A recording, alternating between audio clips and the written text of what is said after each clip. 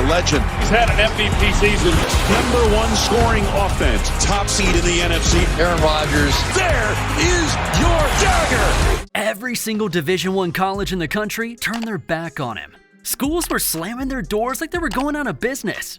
The University of Illinois was the only one to give him a chance, but even that was just a chance to compete for a scholarship, nothing fully guaranteed.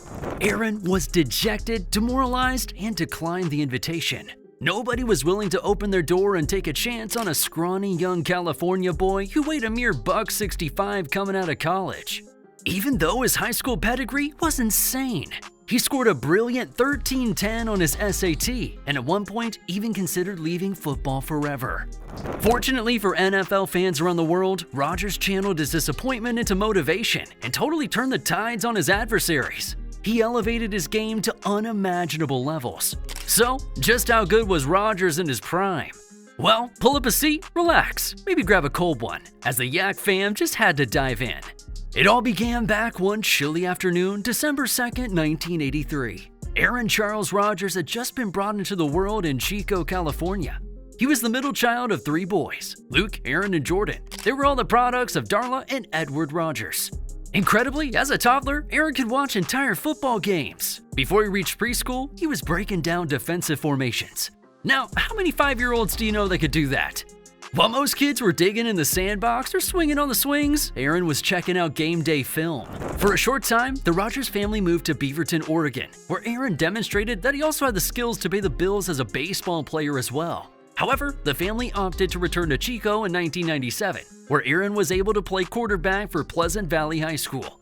He set multiple school records in his final 2 seasons as the starter, as well as a single-game record with a monstrous performance. He managed 6 touchdowns and a mind-boggling 440 all-purpose yards. In 2001, he also set a season record after collecting a staggering 2,466 total yards. However, all that success didn't mean diddly squat to scouts or recruits. Everybody was in agreement. The undersized gunslinger had a promising arm, but would ultimately never be able to hack it with the big boys. Rodgers always had his heart and soul set on playing for Bobby Bowden down in the Florida sunshine, but he was told to go pound sand instead. By not only Bobby, but pretty much everybody. Rodgers' only sorta offer was from the University of Illinois. They told him he would have a chance to compete for a scholarship. Aaron wasn't exactly down with that kind of offer, so he took some time to mull over his options and his future. The 1310 SAT score surely meant that he would be suited for a career in the legal field, but all that noise was quickly swept under the rug when a junior college recruited the young stud to play for Butte College, a school not far from his hometown. It was an opportunity he couldn't resist, and he ran with it. His freshman year, he was throwing seeds all over the gridiron, amassing 26 touchdowns and leading his men to a 10-1 record and a number 2 national ranking. From Butte College, the budding young quarterback was discovered by Jeff Tedford, the coach of the California Golden Bears. This was the big break the Chico native had been waiting for. Rodgers had 3 years of eligibility, but only needed 2 before declaring he was ready for draft. In his first season with Berkeley, he took over as the starter and tied the school record with 5 300-yard games. The following year, Rodgers soared and roared like a king, leading his team to a 10-1 record with their only loss coming at the hands of the number 1 ranked USC Trojans. On the season, he compiled 24 touchdowns and aired it out for over 2,500 yards. Finishing 9th in the Heisman voting, Aaron decided to forego his senior year and take his talents to the professional level. The 2005 NFL Draft was a microcosm of the journey that Rodgers had taken up to this point in his football career. Aaron thought he had the tools required to be taken with the number 1 overall pick. The stars seemed to be aligning for him as the pick belonged to his beloved San Francisco 49ers. He figured it was a match made in heaven, but when the 49ers selected Alex Smith, his dreams were dashed. Reality started setting in, and just like most Division I colleges had done to him, many NFL teams were now passing on him as well. With every passing pick, he was growing more and more impatient. It wasn't until the 24th pick when Rodgers was finally drafted by the Green Bay Packers. Waiting to hear his name called was a torturous process. Then to hear he would be backing up Brett Favre in Green Bay, he knew it would be another brutal process. Waiting to get playing time behind the old country boy legend. The Packers' future Hall of Famer was not exactly pleased either with the Packers selecting his predecessor while he was still playing, even going as far as publicly stating, "It's not my job to be a mentor for Aaron Rodgers. I'm being paid to win games for the team, not to take somebody else under his wing." These comments were certainly a slippery slope for Favre, as his comments were not really team-friendly, making the road for Rodgers that much harder than it had already been. This did not stop Aaron from putting in the work, however. After signing a 5-year deal, he began working with the new coach, Mike McCarthy. The previous coach, Mike Sherman, was canned following a poor season. McCarthy worked vehemently to get Aaron up to speed. The only obstacle at this point was Brett Favre. Brett loved to make things muddy and walked the line of retirement for a couple of years, making it difficult for the Packers to commit to Rodgers as their starting QB. It was Favre's retirement in 2008 that gave Rodgers the opportunity he'd been waiting for. The Packers were ready to move on to a new signal caller, and they sent the disgruntled veteran to the New York Jets when he decided again to unretire. They then signed Aaron to a new 6-year deal worth an estimated $65 million. It was at this point we began to see how good prime Aaron Rodgers actually was. The 2008 season was a bit of a coming-out party. This year, he showed the world he was here to stay. A-Rod, as he became known as, threw for 28 touchdowns his rookie season and airmailed the ball for over 4,000 yards. In his first full season as a pro, the kid silenced his critics and hushed the haters. The only thing the California boy wasn't able to do in his rookie season was transition his stellar stats to a winning record. However, he left little doubt around the league that he was a legitimate star in the making. The following season, we saw many more record-breaking performances by the Packers quarterback. He became the first player in NFL history to throw the pigskin for over 4,000 yards in each of his first 2 years as a starting quarterback. That's just remarkable. The 5 rushing touchdowns he had in 2009 were a career high, and he threw for over 4,400 yards with 30 touchdowns. Most importantly, his team performed to the tune of an 11-5 record, but disappointingly, they lost their first playoff game against the Arizona Cardinals. Rodgers played admirably with 5 touchdowns, but there was little he could do to help his defense stop Kurt Warner and the Cardinals' offense.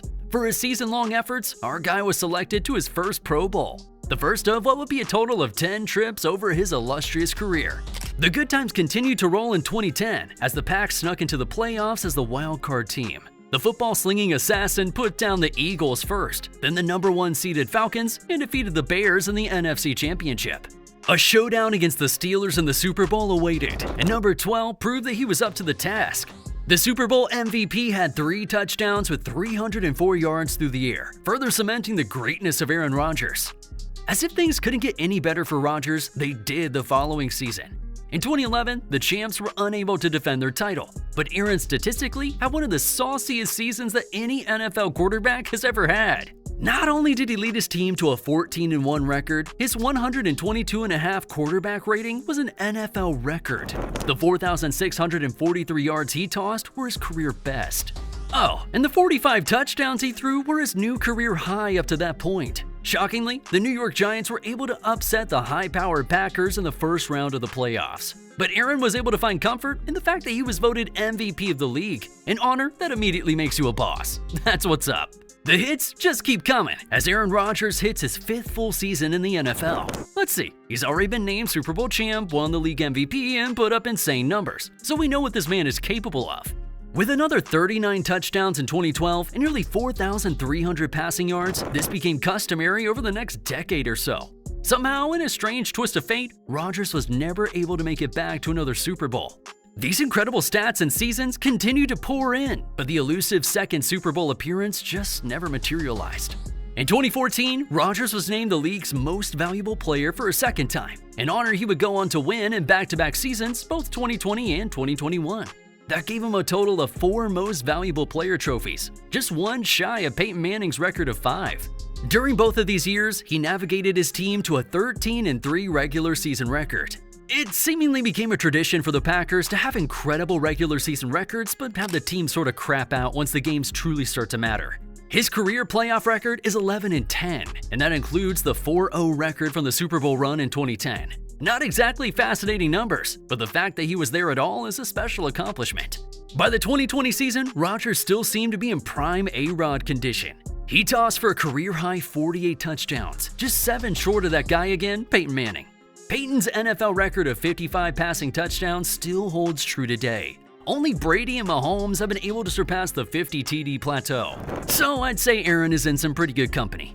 His 121.5 quarterback rating this season was just 1 point off from the pace from his record 122.5 in 2011, so clearly his ability level was still humming along. He repeated his MVP performance again in 2021, but that was sort of his last hurrah. The 2022 season spelled the beginning of the end of his legacy at Lambeau Field.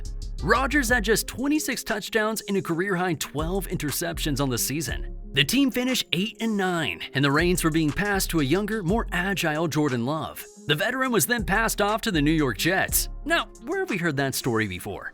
Every great story has its fair share of twists and turns, but sometimes those twists feel more like the plot of a bad movie than real life. Unfortunately, for Aaron Rodgers and Jets fans, his highly anticipated debut with the Jets played out like a tragic film no one wanted to see. He tore his Achilles after just his first 4 snaps as a Jet, but hope still remains that Rodgers can play like he did all those years as a Packer.